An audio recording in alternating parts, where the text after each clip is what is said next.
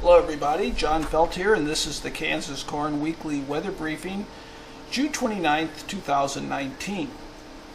Well, you know, we've had a transition here. We've gone more from this unusual spring weather with persistent heavy rain, more to typical summertime weather.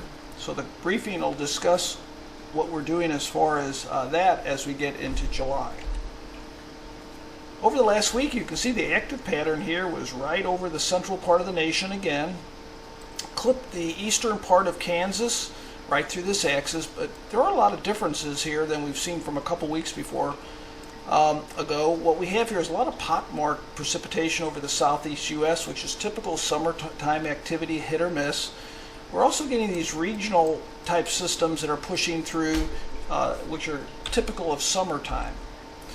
But we did get a soaking rain over the eastern, maybe third of Kansas here. Yellow is 2 inches.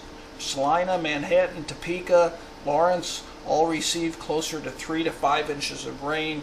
5 inches was very localized, more like 4 inches of rain, 3 to 4 inches of rain in spots.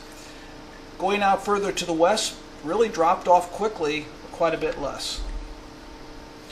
Another change we see here that means to me more summertime is that dew points now are in the 70s. Now we've had them in Kansas, but now they're well into the Dakotas, Minnesota, so we're really bringing that summertime humidity over the entire middle part of the nation. Matter of fact, the overnight low temperature is quite a bit warmer than 24 hours ago because of those dew points. The temperature's not going to fall below the dew point.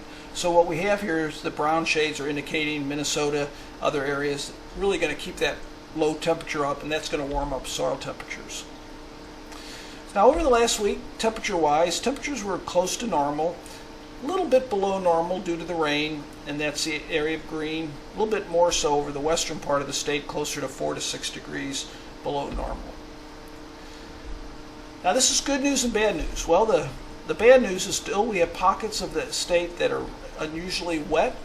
Good news is I think we have enough moisture now in the soils, not just the topsoil, but the middle layer of the soil, to sustain crops most likely through much of the summer.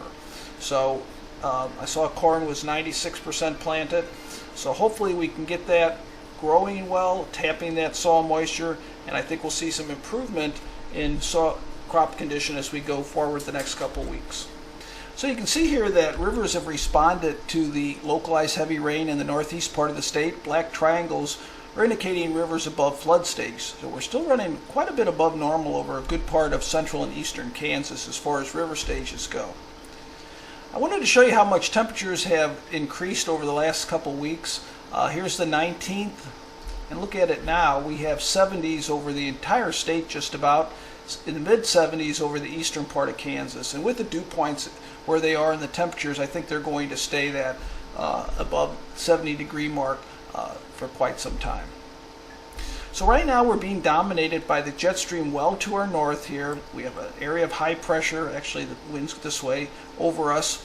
And that's going to keep our precipitation amounts very low, and without any atmospheric energy over us, it's not going to give us much chance of significant thunderstorms either.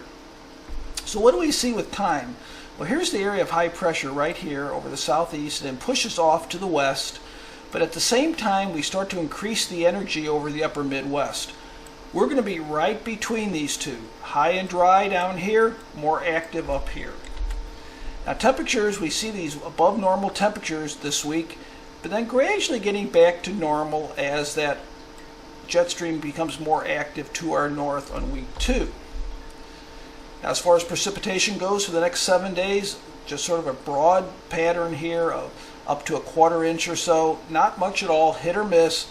Generally, the afternoon or evening, 20-30% probabilities. The action is going to be up to the north where the jet stream energy is. I did want to show you from a flood standpoint, most of this rain is in the upper Mississippi, very small part of the Missouri, so I don't expect it to have much effect on the Missouri. Well, let's look at the 6 to 10 day. Like I said, you're between these two right here, between the cool air and the warm air. So it's near normal temperatures through 10 days, perhaps coming down a little bit below normal. So remember the outlook for summer? Below normal temperatures? Well, I don't see that excessive heat. Maybe right up until the 4th of July, some real warm and toasty weather. but then we're pulling back down. As far as precipitation, even though the next 7 days might be dry or relatively quiet, it looks like after that, perhaps a bit more active with a bit more precipitation from the second week out. As far as severe storms go, nothing much for the next 3 days. Maybe some general thunderstorms here and there, but not much at all. And it looks fairly quiet. So overall, as we get into the 4th of July, fairly typical summer weather, hot, muggy, minimal chance of rain. Perhaps as we get into week 2, a bit of a cool down back to normal, maybe a bit below normal, and a better chance of rain. That's this week's forecast. Have a great 4th of July. Talk to you again next weekend.